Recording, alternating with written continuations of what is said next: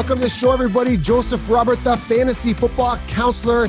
The Fantasy Football 2020 Impact Series continues with the top YouTuber for the Jacksonville Jaguars. Dalton is here to join us to talk about one of my favorite players, and I've had some personal interactions with him on Instagram, Leonard, a.k.a. Lenny Fournette. What is going on, Dalton? Are you ready to roll?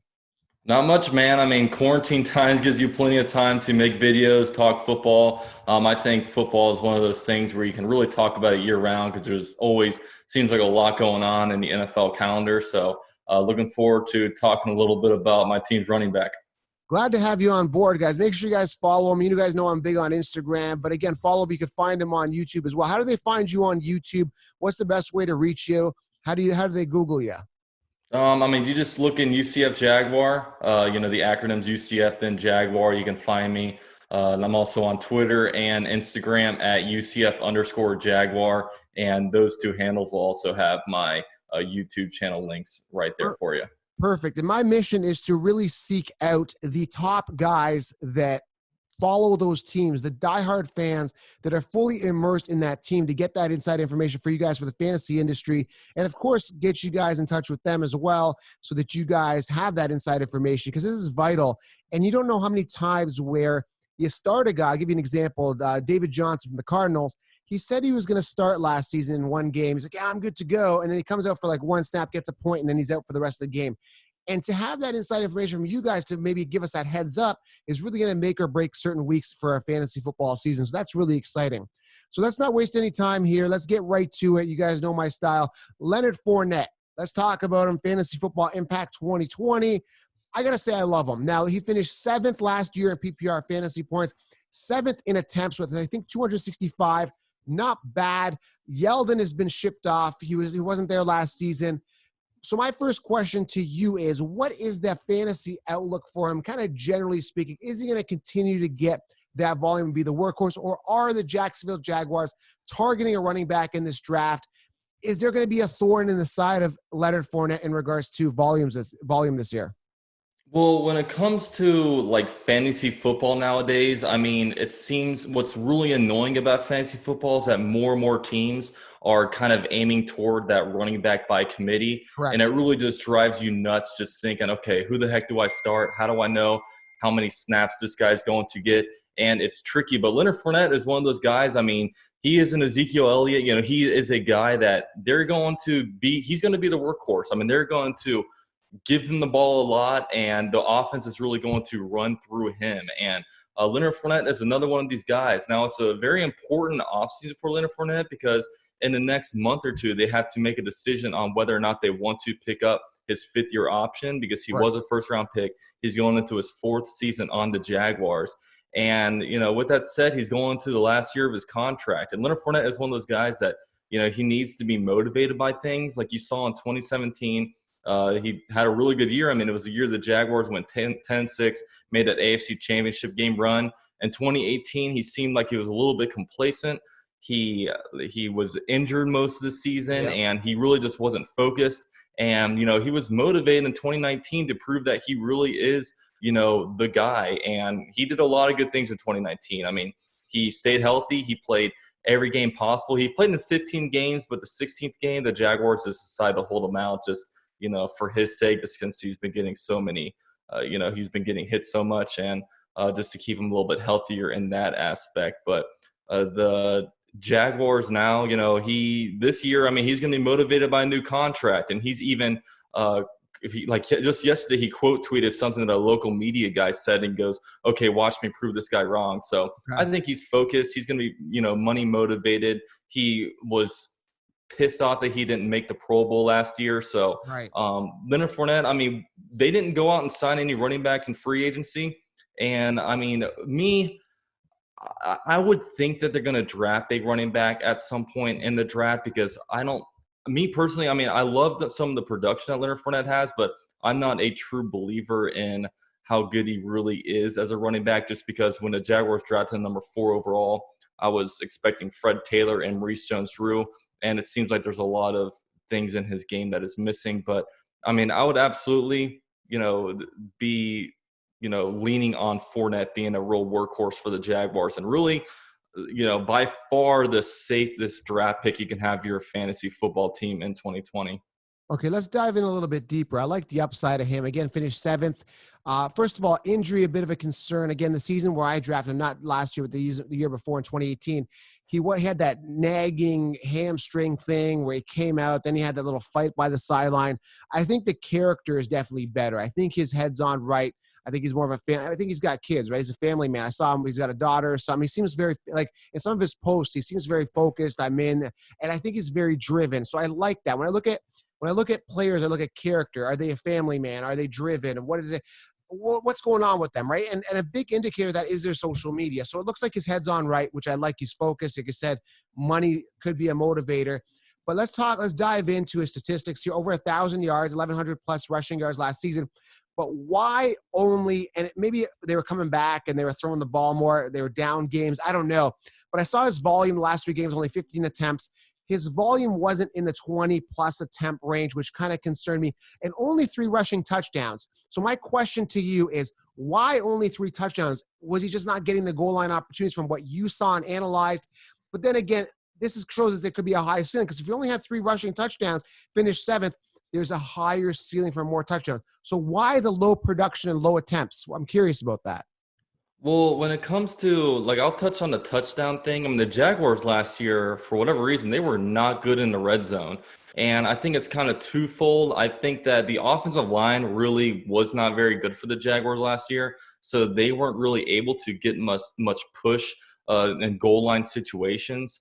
And Leonard Fournette, I mean, he struggles with vision issues. I mean, sometimes he just runs into the back of offensive linemen. Sometimes he's more of a downhill guy, and that's why I like zone runners a lot more, just because zone runners are a lot more patient. They have better vision. They can see the holes open up. Yeah. And, Fournette's a guy where it says, okay, you're going to run through this gap, and they just go down and run through it. And, if it's not there, they get into a little bit of trouble. So it's a little bit of, work between the offensive linemen and, Leonard Fournette that needs to be done. And this Gardner Minshew also wasn't very good in the red zone. So, I mean, it was a struggle all year, and it was a key focus for them every week at practice. They just never really got much better at it. And when it comes to the amount of carries that he had, I believe he averaged about 16 to 17 carries per game.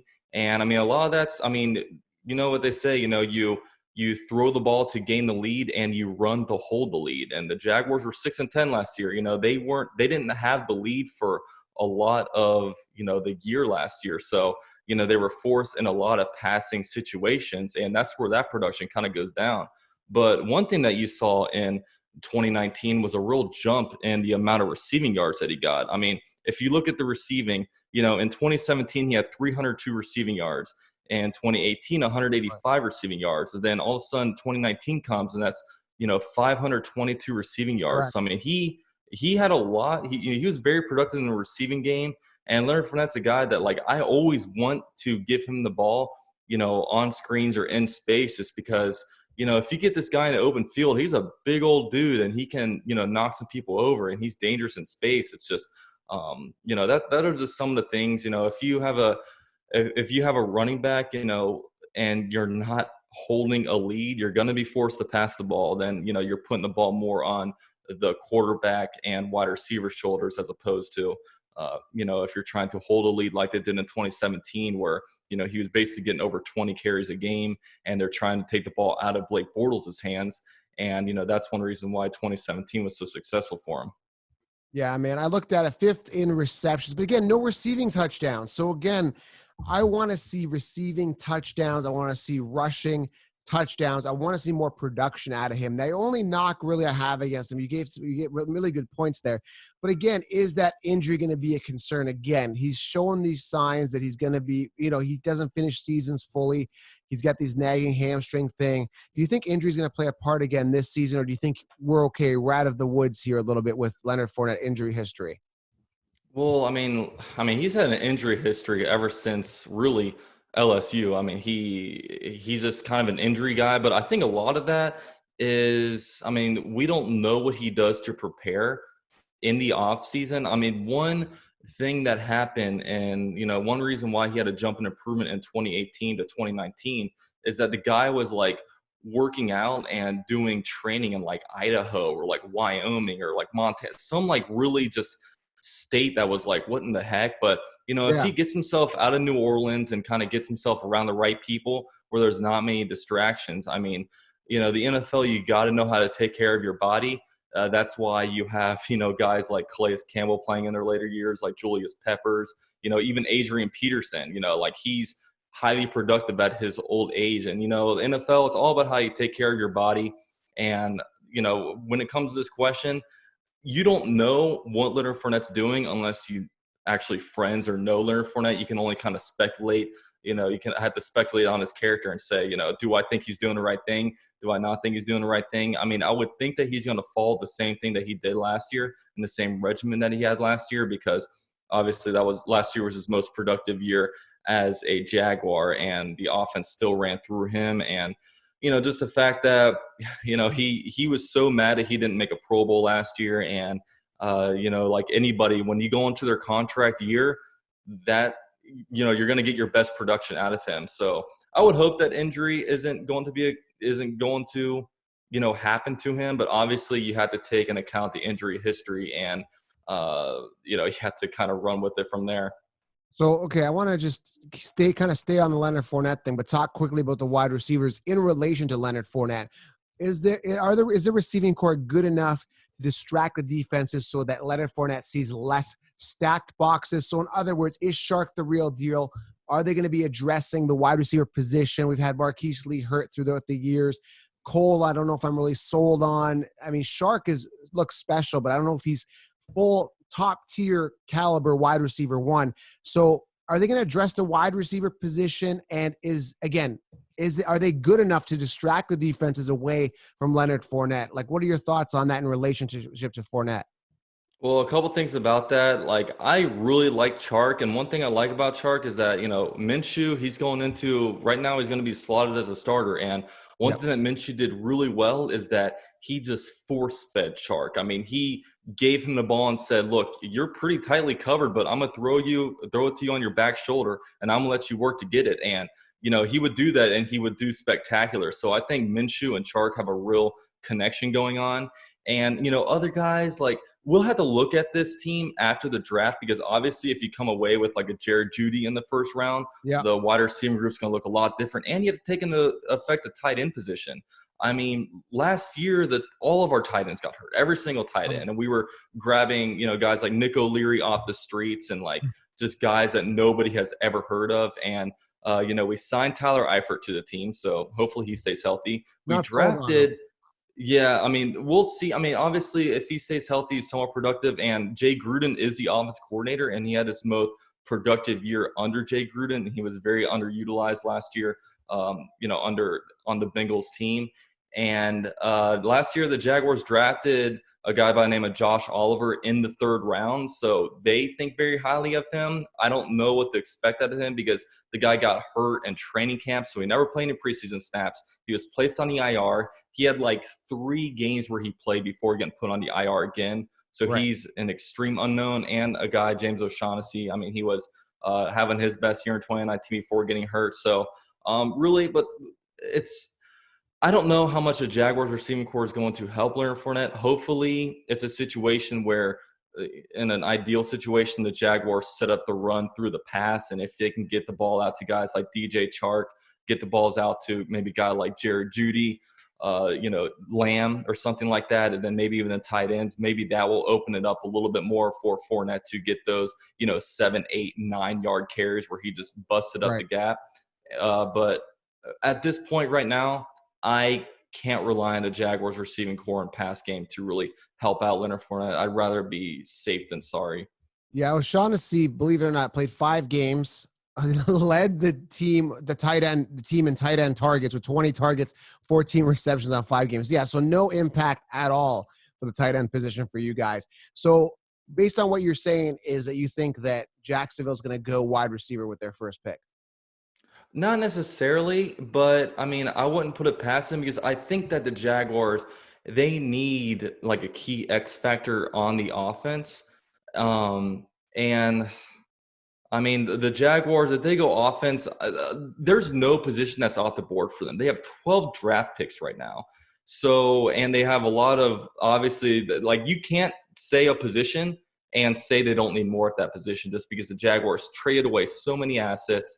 The Jaguars now, they have a lot of positions to fill. So they'll probably be going best available position at every spot. But I mean, really, if you have, if there's a defensive guy like Derek Brown getting taken up, Akuda, if you have some of these guys going and you have because I really like Jerry Jeudy. If a guy like Jerry Jeudy's there, pair that up with Minshew, man, like this offense, I mean, it could really do something because nowadays, man, like it's not enough just to have one really good wide receiver. You need a guy like Ridley to go with your Julio Jones, or you need your your Will Fuller to go with DeAndre Hopkins, like the Texans had last year. So just having DJ Chark is not enough. They need to get another X factor in that receiving core. Everyone's doing that now. Amari Cooper, Michael Gallup, you got Julio Jones, Calvin Ridley, AB and Juju back a year or two ago.